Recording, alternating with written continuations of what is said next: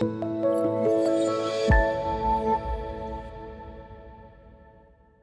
to Mark Kermode. Welcome to the Cambridge Film Trust. Thank you for taking time to tell us about a film you love. So let's get straight into it. Tell us about your chosen film. Well, I chose The Whalebone Box, which is a film by Andrew Kötting. And I'll be honest with you, I'm not really sure what The Whalebone Box is actually about. I've seen it 7 or 8 times now, and I'm completely fascinated by Andrew Kötting. He's one of those filmmakers who he makes movies that you kind of experience. You don't fully understand them. They're not meant to be fully understood. There's a number of different stories going on in Whalebone Box. I mean, if you tried to summarize it, you'd say, okay, well, on the one hand, there is a story about the Whalebone Box, which is a box created from the bones of a whale that washed up out of Hebrides, turned into a box, brought down, was spent time down here, was a kind of a sort of psychic antennae for one of Andrew Kötting's colleagues. And then at some point, Kötting and his colleague decided that they needed to take it back on a pilgrimage to where it came from, to restore some health and cure some unspecific illness. Meanwhile, you have another story, which is about Eden Kötting, who is Andrew Kötting's daughter and muse, I think. And she's an artist, an extraordinary artist. And the film posits the idea that there are 2 versions of the Whalebone Box. There's the version of the Whalebone Box that exists in the real world with Andrew Kötting and Ian Sinclair and Hieronymus Bosch, who's the anonymous Bosch, who is the pinhole photographer who goes with them. And then there's another version of the Whalebone Box that exists in the dreams of Eden Kötting. And the film, therefore, is a journey between like physical places, but also psychological places. And it interweaves all these other strange myths and narratives, and an awful lot of what Andrew Kötting does is about psychogeography and mythology, myth, stories, folklore. But an equal amount of what he does is just about experiential strangeness. And what I just love about Whalebone Box is everyone I know sees it as a different film. I think it's a film about a relationship between a father and a daughter. I think it's an absolutely beautiful love story about a relationship between a father and a daughter and the bond between them. Other people think it's about the history of the land and mythology and magic and and whales and water and all these other things. And I think none of the things are true. None of the things are. It's not one answer to it. The Whalebone Box is a movie that kind of sweeps over you. And you're my producer at Scala Radio. When Whalebone Box came out, we played some music in inverted commas from it. And it's this kind of seascape, weird, sounds drifting in and out. And that's what the movie's like. It's a kind of completely experiential thing. And I love it because there's nobody else making films like Andrew Kötting. There's nobody else doing what he's doing. I mean, for me, he's kind of the natural heir to the throne of Derek Jarman. He's a very, very particular filmmaker who comes from a particular heritage in terms of if you draw a British filmmaking line, he comes from Jarman and therefore Ken Russell and therefore Nick Rogue. I remember Ben Wheatley once talking about, there's this dual line of British cinema, which is on the one hand, Wheatley, I think, and Rogue and Russell. On the other hand, the kind of kitchen sink realist, Ken Loach, Mike Leigh, which actually I think Wheatley also feeds into. And Andrew Kötting is kind of in that Derek Jarman thing, but he's also just off on his own journey. And there's nobody else making films like that. And every single time there's a new Andrew Kötting movie out, I'm thrilled because I don't know what I'm going to make of it. And I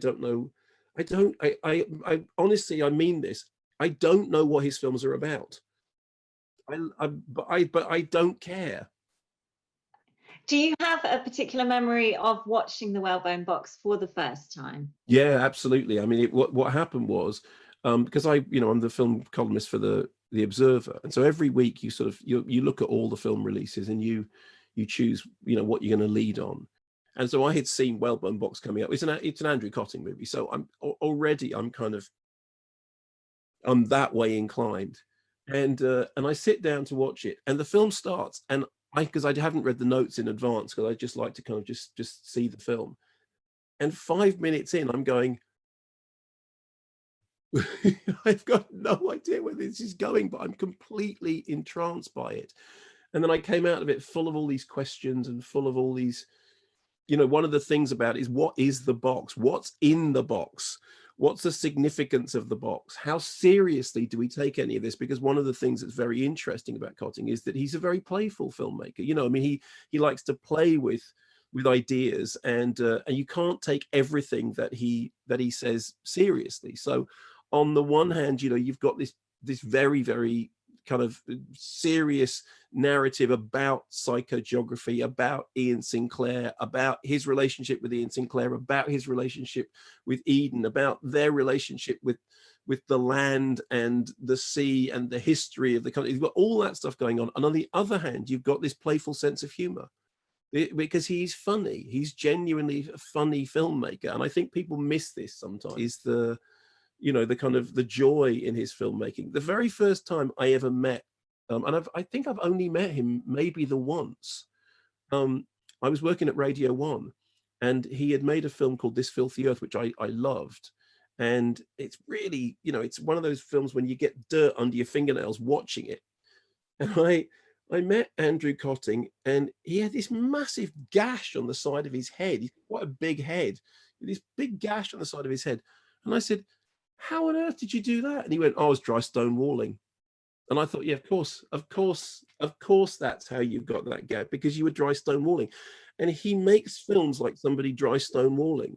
There's texture to them, and that's, and that's gone all the way through his filmography. But as I said, for me, what I see when I see Whalebone Box is I see this brilliant story about his relationship with Eden Kötting, and Eden Kötting's relationship with dreams. And the film plays with these ideas, but it does so in a way which is joyous and playful, and but also deeply profound and kind of baffling. And I just think you ought to be able to make films like that. You ought to, and the only reason that Andrew Kötting has earned the right to do it is because that's what he does. He just makes films like that, and he doesn't seem to care what anybody. And it's interesting that since if in the last couple of years, he's met and become friends with Mark Jenkin, the brilliant Cornish filmmaker, and they are kindred spirits, because they have a similar kind of approach to filmmaking, which is, this is how I want to do it. I don't actually care whether anyone else thinks this is right, but this is how I want to do it. So Mark Jenkin will go off and make a feature film on clockwork cameras with black and white 16mm non-synced sound. And then, he'll put it all together in his studio in Newlyn, using a processing thing that he developed through instant coffee and everything. And you just think, this is insane. Nobody in their right mind would do this. And then you look at Bait, or you look at Bronco's House, and you go, you're right. And I feel the same way about Whalebone Box. I feel like he's this kind of magician, and he's surrounded himself with other kind of magical figures, and they conjure this thing. And sorry, you can tell by the way I'm speaking about it. And the worst thing was, right, I had to review it, right? So I had to make sense of it. So I called up my review. Sorry, forgive me for being self-referential. So after the way I've just, described it, okay, this is what I wrote, okay? I said, his latest offering is like a dream, or rather a conjunction of dreams, occupying that liminal space between waking and sleep, half one thing, half the other, where the land meets the sea, past meets present, and lo-fi homemade cinema brushes against something sublime. And I'm thinking, okay, well, yeah, that's, some nicely constructed sentences there. That doesn't tell you anything about the film. What tells you something about the film is somebody doing what I'm doing now and going, I got no idea.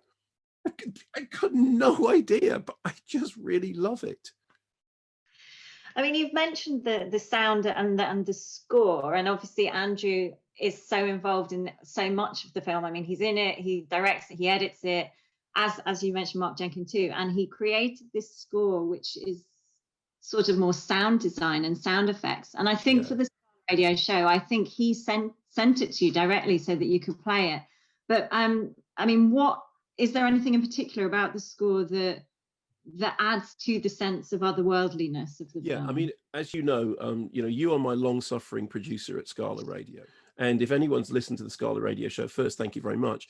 But if you've listened to it, you'll know that there's a constant battle in the show, which is to do with, on the one hand, there's music which is kind of which we love and is accessible, and on the other hand, there's my tendency to go for atonal squonk fests, and I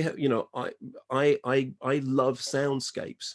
And so what I like about that show is that, you as my producer put up with that, and you go, okay, fine. Well, you can have 4 minutes of whale noises, but I'd like a Star Wars tune afterwards. I'm simplifying, but God bless you for being that person, Jenny. But what I love about the sound of Whalebone Box is that there is song in it.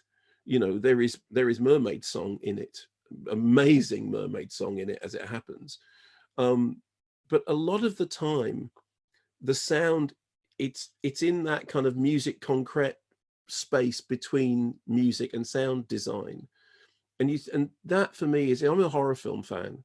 So much of horror cinema is to do with the space between sound design and music not really existing. They're in the same thing. You hear a noise on the soundtrack. I don't know whether the sound designer made it or the composer made it. I don't know.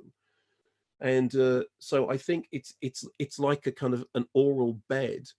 And I remember interviewing Peter Strickland once, and I asked him to bring a selection of his favorite soundtrack albums, and he literally turned up with a bunch of industrial noise.